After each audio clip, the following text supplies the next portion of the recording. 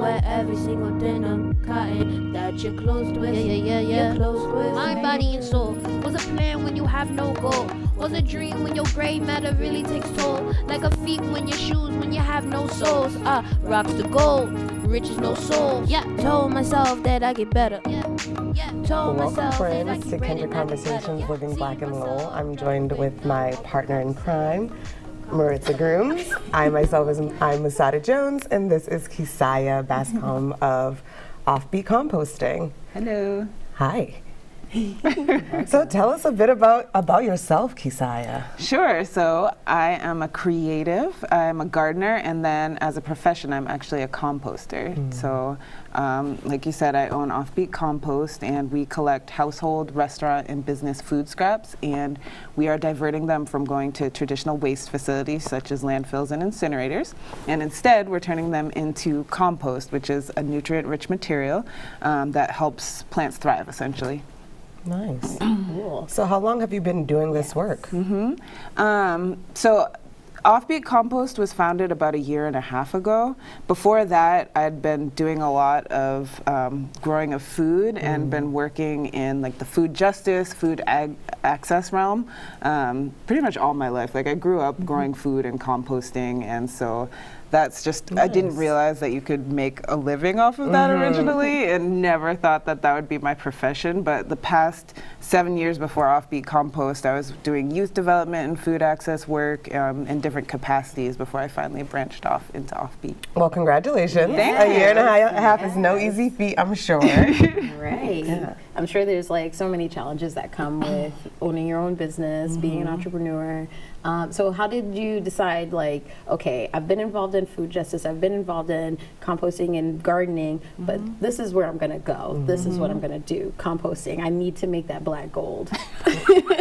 You know what? It wasn't necessarily that I knew that it was first I knew I needed to branch off on my own before I decided that it was composting. And it actually helped when we first met. We had gone through the Mill Cities Leadership Institute, which like teaches you how to be a socially responsible leader, and it talks a lot about just social issues in general. And I found myself getting really angry and also kind of irritated, like, wait, like, so we're having these conversations, but what are you gonna do about it?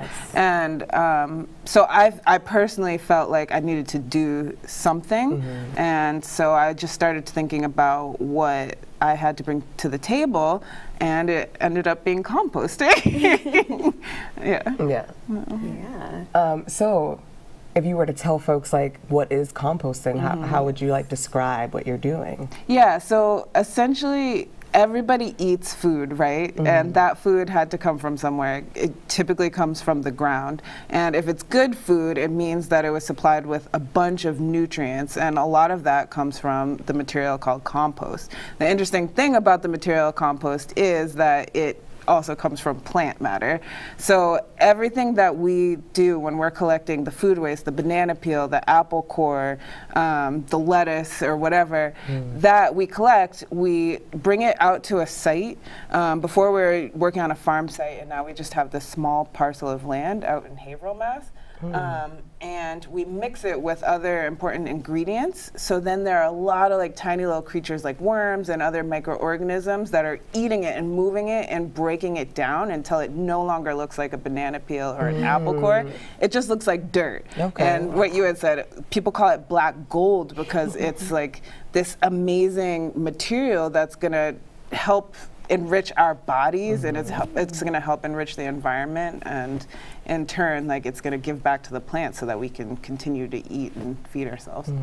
So your business has really been taking off. I feel like what you just said, it's food waste, right? And do people, after they start, you know, getting signed up through OffBeet, do they start saying, I didn't realize how much food I've been wasting? Oh my gosh, all the time. Yeah. No, I'm starting to like, oh, how much food have I wasted? So I think it's like 30 to 40% of food is wasted along the entire supply chain. And then like the average household goes through, maybe it's like 10 pounds per week of food waste. So a lot of times people even come to us and they're like, we're kind of interested in this, but we don't think we really dispose of very much waste. And we're like, well, you know what, just collect it for a week and come back. We're at mill number 5 every Sunday. We have a little scale. Come back and we'll weigh it for you. And they'll come back and in just a week, it'll be like 8-10 pounds. If it's a bigger family, it can get up to like 24 pounds of food That's waste. like a whole toddler. Yeah. Right. So yeah, we definitely take for granted what we're throwing away. And then even thinking about where away is, I think a lot of times folks don't like get to the next step of what's happening to it if we're not putting it back to the earth. You know, it's going to a landfill or an incinerator, and unfortunately when it goes there, it's breaking down in a way that creates methane, which is a really harmful greenhouse gas, which is one of the reasons that we're in this position today of climate change and just like all the shifts we're seeing in the environment. Wow. Do you have any like tips for sustainability? Yeah, so I mean, one thing, you can sign up with us. There you go. Then you can compost. And so it's just an easy way for you. You're already throwing stuff away. So just instead of throwing it in the trash can, you throw it in a bucket. It's one easy way to solve the problem. Another, I worked for the city of Lowell really briefly in the recycling department. And it's fascinating and kind of heartbreaking to see how many folks are not throwing the right stuff in the recycling bin. And so just to learn that, you know, styrofoam unfortunately can't be recycled in the city. Plastic bags, they need to go back to the supermarket. I guess we have a plastic bag ban coming soon. Yes, But so there are little things, even, you know, maybe trying not to purchase things in the store that are already pre-packaged in a lot of plastic. Bring your reusable bag. There are little ways that don't cost a lot of money, and it could actually save you money in the long run. Right. Yeah. Nice. Thanks so, sorry. No. Nope. I was going to say, well, thank you for the tips. Yeah. And I was just going to ask what her Lowell looked like. Did you know? Yeah. Yep. So what does your greater Lowell look like, and how is like living black in Lowell? Yeah. Well, it's funny. So I grew up in New Hampshire. I'm adopted. So my family is white, and then I grew up in this tiny town that was like pretty much all white. I think there was a black guy who was maybe 5 years older than me, and then there was a woman who was about 5 years behind me, and then it was a biracial family who moved in for like a year, and we became best friends. Nobody could get our names right. Oh gosh. It was so different, and so I'm so thankful for growing up there, but also I realized like I needed to find more diversity in my life. So I spent a lot of time in Boston. I traveled around a lot. Before coming here, I was in Boston again for I think a year, and I lived in the Roxbury area, and it was just that's right. It's so black there. It is. And, you know, it was probably the most, like, amount of blackness that I had been around, even, like, throughout my travels and growing up. And it was amazing. And I became a part of, like, the black struggle and black power movement there. And then I came to Lowell, and I was just like, oh, damn, there are no black people here. And there were, of course, but it just doesn't hit you as hard as when you're in like the Roxbury, Dorchester area. And I realized there's a huge Cambodian population. There's a huge immigrant and refugee population here. So I had to kind of like shift my thinking from just thinking about like the black struggle to also thinking about, oh, like there are other people of color that I need to consider. And so I'm lucky though. I've found like a good group of black friends, but I think my perspective has shifted a little bit. Yeah. And how does the work that you do kind of inform, or maybe how does your blackness inform the work that you do? Because you're talking about food access, and I just recently learned a term called food security, which I never even thought about, but like when I'm looking back on my life, I'm thinking about people who didn't have access to free lunches and things like that, or even just looking at the kids that I work with now too, like if they don't eat breakfast in the morning and they go to school, they don't like the lunch, where are they going to eat? They don't eat until they get dinner. So like, and then the food that they're eating, like you said, is processed, and they're probably McDonald's or fast food chains. So like, how does all of that tie in, even like for people of color, for blackness? How does that work for you? Yeah, I think like historically, like the unfortunate reality is that we haven't had the same rights and the same access to fresh, affordable, locally produced, and also like sustainably produced food as, you know, essentially mostly white people. And so I think that food justice resonates and is something that's so important to advocate for in communities of color. It's tricky because I think a lot of times with movements like this, they can be led a lot by white people who are really well-intentioned, but I do think it's important that in this movement there needs to be a reflection of all colors and diversity in it, representing the communities and cultures that are most affected by it. And so you see that in little pockets, but a lot of times it can feel a little lonely in that space. And so I think with OffBeet Compost, it felt very important to me as a Black woman to be able to step up and address these issues and give voice to them through the lens of me, which is just one Black voice, right? And then think about how I can tie what I'm doing and not just silo myself in composting alone, but think about the other amazing companies out there who are farming or who are creating nonprofits around food access and stuff, and there are people of color at the forefront of those, and how we can connect and support each other, If they're growing food, maybe I can provide the compost for them and just really help support one another. Yeah. What have your partnerships looked like? Because you're not just working in Lowell, you're not just at Mill Number 5, Drake-It, and all the things. It seems like you have lots of connections and partnerships. Yeah, we're trying. I mean, so there's another guy who's composting out in Lawrence, and so he does the food scrap collection part of it, and he brings some of his food waste to us. So that's a really important partnership, and it allows us to get enough food waste so we can generate enough compost to actually give back to our customers and sell to people. We work with a lot of local restaurants, mostly just in Lowell. Most of our customers are in Lowell. The land is a little further out just because it's hard to find a space where people are like, oh yeah, you can throw your food waste here. But it's it's mostly Lowell and the surrounding towns. Mill City Grows, they've been really helpful. We just set up drop-off stations throughout the city of Lowell to make it more accessible, right? Because not everybody, we do charge for the service that we're doing, but because you gotta eat too. Yeah, That's important. And so one is a household collection service where we go and pick up the food scraps, but people can also go drop off at different stations, and it's at a lower price point. So yeah, we partnered with Mill City Grows to set up a cart there for people to do. We've partnered with a couple of churches who have allowed that in. So yeah.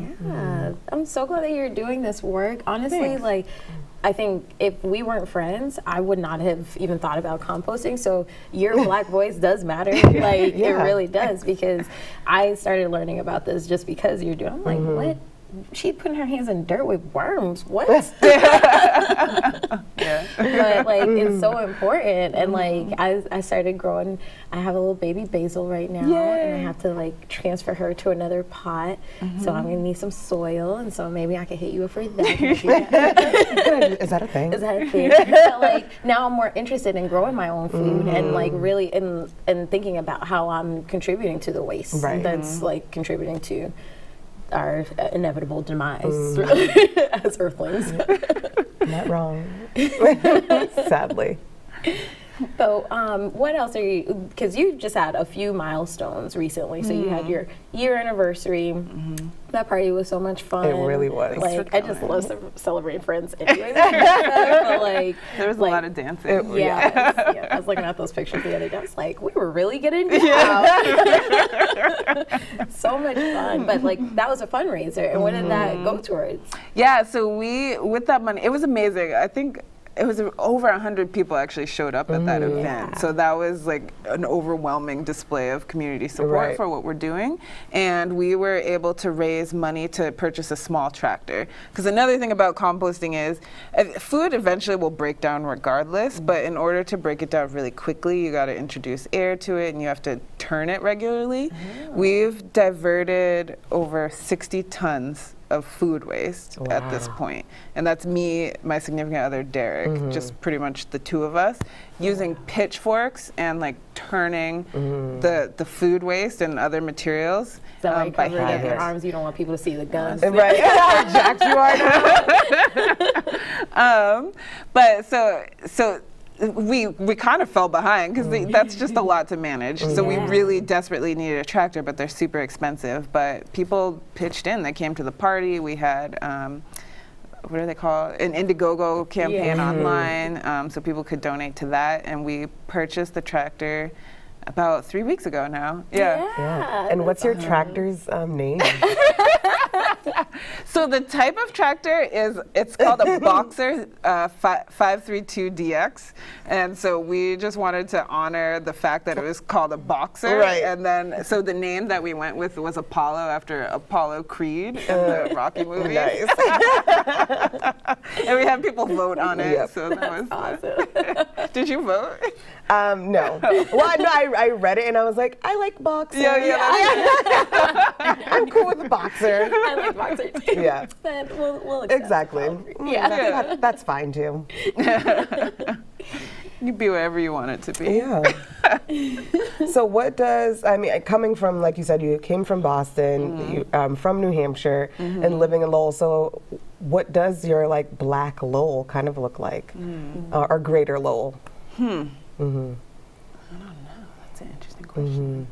I think I'm still learning, and I think I have a solid community around me. I have some really awesome Black women in my life, the two of you, and then a few others. And Masada, you connected me with a lot of them. One of the women that I first met early on, she was moving to Lowell too, and she was also Black. And I think that the two of us found each other on Craigslist, and we didn't end up living together immediately, but we're like, well, we should probably be friends, right? And then we ended up living together. So I think one of my good friends who I used to live with in Roxbury, he moved here. So I think like slowly, like there's a unit of like local Black folks, and then there's like some who have come in, and we've all kind of found each other and helped uplift each other. I think I haven't tapped into all the communities. Like I was watching Ray Sam's interview the other day, and I don't know a lot of like the African community here in Lowell, and so I think there's a lot of Blackness for me to still explore, and but I do have a lot. I feel like I do have a good group surrounding me anyway. It sounds like you got lucky though, like finding people on Craigslist and finding this know people. Because like moving from, especially like, because I can relate moving from Boston and then coming to Lowell, I was like, It's a different kind of culture shock. It is. But it's cool because all of the Black folk that I know are doing really cool stuff, you know, and you all came out to support my party, and if you couldn't, you know, you sent me a message or something. So I think like we all, or at least the ones that I know, like we recognize that there's something here that needs to be unified, and so we're doing it slowly. Absolutely. I think being very intentional is helping about being like, no, but we want this thing to happen and creating space for that. And I think that your party was great for that because there's so many people that want to support you anyway, and they were like, oh, and we can all be together and be friends. It really was cool. I think it was really just great energy there. We knew what we were supporting. We knew what our money was going toward. Food was awesome. Like, you know, it was just really a great feel. And the fact that it was like volunteer run, which I think is really great because like in a community like Lowell where a lot of things are based on collaboration and working together. I think it was really great to see like so many people and of different backgrounds too coming together. But like for me, it was just like there's that one picture of a whole bunch of us at your party. And I'm just like that moment was like I would say that's like one of my top 10 like highlights of 2018 for sure. Like just supporting because it's important, right? And then we talk about this all the time, like when you're trying to do anything as a Black person. And I feel like we see a lot of negativity, especially on social media, like, oh, Black people never support each other. And it's like, well, here's a great, like a tangible example of Black people supporting each other and in a community where there are not a lot of us, where we are struggling to find each other. Look at we're finding each other, and that's helpful. And also, knowing that we can change that, even if that was at one point true for Black people in Lowell. Like that's, I mean, we're all here now. Like but I think it's like a bunch of younger folks who are kind of like, but we don't want that to continue. And I think that's a really great space too. Like to support and like and for a good cause. It's just all the things, all the things. But you don't only do composting, right? You also, because you mentioned youth development, but you're kind of like an educator as well. So you do like workshops here and there. Why don't you tell us a little bit about that? Yeah, so I've done a lot of workshops in gardening in the past, and so now that's kind of shifted. We've had people ask us to come in and do workshops with every school age. So we've talked about composting with I think 7 and 8 year olds at this point, and then high schoolers. We do adult education classes as well. Recently, there's been people requesting us to come in and yes, talk about composting, but how it relates to this bigger picture of food justice and environmental justice. So we like touch on it a little bit and are kind of like, I'm doing a lot of thinking around like how can we actually make this a thing and really talk about environmental justice and our roots and where how compost fits into the greater scheme of like the food system and everything. So yeah. Yeah. Could you tell us a bit more what does that mean when you say food justice and environmental justice? Yeah, so I'm still learning this, so I'm sorry if I'm We'll hold you. I mean, we're going to hold you to everything you say right now. Right now. Right.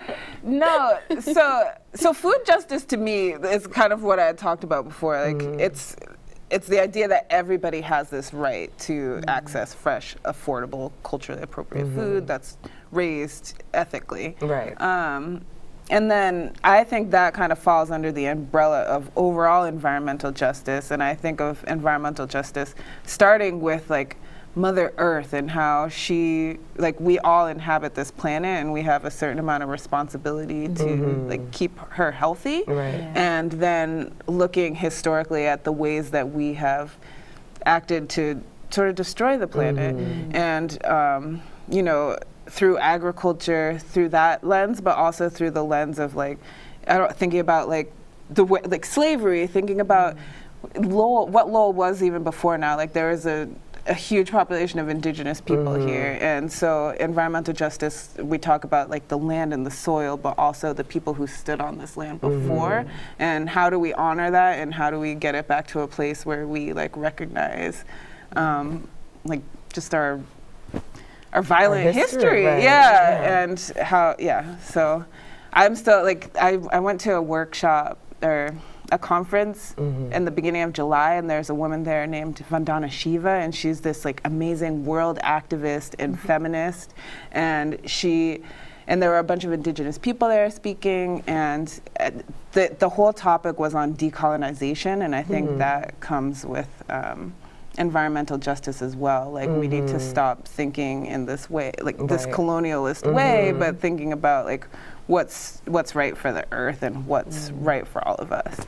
So I don't know, I couldn't give a full day workshop on it yet, but I'm working towards it. But it's coming. Yeah. It's coming. And there are ways that, as of right now, there's also ways that people can promote what OffBeet is doing, right? Yeah, so we're also, it's not exactly a workshop, it's more of an info session. Okay. So we're rolling out a new outreach program. We think of ourselves as a social enterprise, right? So we are eventually going to be profiting big time, right? We're not quite there yet. But we hope that, you know, the money that we earn will allow us to pay ourselves more than a livable wage, and also like we can reinvest the money back into the community. And because of that, because we're doing something good for the environment and we really want to focus our attention on the greater Lowell area, I feel people have really responded to that well and want to support what we're doing in a way. And we're still ever growing. And so in an attempt to get the word out there more, we're rolling out this outreach program called OffBeet Ambassadors. So people can come to an info session. Our first one's happening this next Thursday, the 23rd. It'll take place over at Lowell Makes from 6 to 8:30. They can learn a little bit more about who OffBeet Compost is, and if they're interested, they can sign up to be an ambassador. And then that way they go out and they talk about who OffBeet is, and in, you know, in a friendly way. I hope trying to get people to sign. Give people wasting all your food. Come on, do you know where that goes? No, but and like encourage people to sign up with us, but they can also benefit from that, so we can pay them like a certain amount for them helping get people signed up. Yeah. That's awesome. Yeah. So now, not only are you impacting, you're creating these opportunities for people, and that's the dream, right? Yeah. Like that's amazing. Like look at you out here being a boss. Cheers. Thanks. Trying. But that's You're amazing. Like, and I really think about it, like, even having you come, you know, where I work and having the girls there look at you and be like, you own your own business? Right. I never even thought about composting. Can we volunteer? And they all did this. Like, I didn't train them or nothing. I didn't tell them what to do. No, I didn't. I was just like, listen, that's my friend, just be nice. Right? But they were so like engaged. And I think it's important to have a person who looks like them doing this kind of work. Absolutely. Especially in this field, it's not a lot of us doing this, right? I don't know. I'm asking. Yeah. I'm not sure. I'm not. Yeah, I think most industries, like I think there's a lack of representation. And yeah, so I think a lot of spaces that I enter, I find that I am a lot of times the only one or one of the few. And yeah. Was that the questions? Yeah. There aren't many of us. Yeah. But there are, I think you were talking about that meeting someone else that was a person of color at a few of the conferences you've gone to and that you guys have been connecting. Maybe it wasn't even like local, it was another state or something. I don't know if I had said that. No. So there's, it's cool because composting, it's not a new thing. It's something that nature was doing on its own before we even came here. But now like this movement of like household collection and stuff and community composting and composting as a social enterprise is picking up all over the nation. So there are a lot of small companies like mine throughout the states, and some of those are definitely Black owned or minority owned. There's one other company here in Massachusetts that's a cooperative, and I believe it's out of Dorchester or Roxbury called Sero Compost, and so they're primarily minority owned, but I think that's like the only other one that I really know in Mass that is minority owned. But I have met a lot of folks like through the community composting network in other states who are doing it. And then I'm a part of a couple of. I'm going to butcher this because it's an acronym. It's like National Black Farmers Alliance. And so I'm a part of like different networks like that. Cool. I'm not great at participating in them regularly, but it's good to kind of see the conversations that are happening there. I love the idea that you're like tending, you know, the earth, and you mentioned Mother Earth largely because I feel like that's something that, like, as a people, we've done for, you know, generations. By choice or otherwise, you know, we've done that, and I love that you're doing this and that you're speaking to young people about it and saying like, this is also something we should know how to do now. Especially because I know that it's really difficult for me to keep anything alive. My grandmothers were, you know, just so awesome at it, and I love that you're teaching the younger generations about this. So thank you so much for coming on. Can you tell the folks at home where they can find you on social media and all of that? Yes, thanks for asking. So you can find our website is offbeetcompost.com, and offbeet is with 2 E's, so it's OFFBEET. Or EE, 2 E's. Offbeet, like the vegetable compost.com. And then we also have Instagram and Facebook. It's just Offbeet Compost. Look us up, please. Sign up if you're interested. Reach out, and I can try to answer all of your questions. Thank you. Thank you for tuning in. Thank you. That you're closed with. You're closed with. Mind, body, and soul. Was a plan when you have no goal. Was a dream when your gray matter really takes toll. Like a feet when your shoes when you have no soles. Rocks to gold, riches no soul. Yeah, told myself that.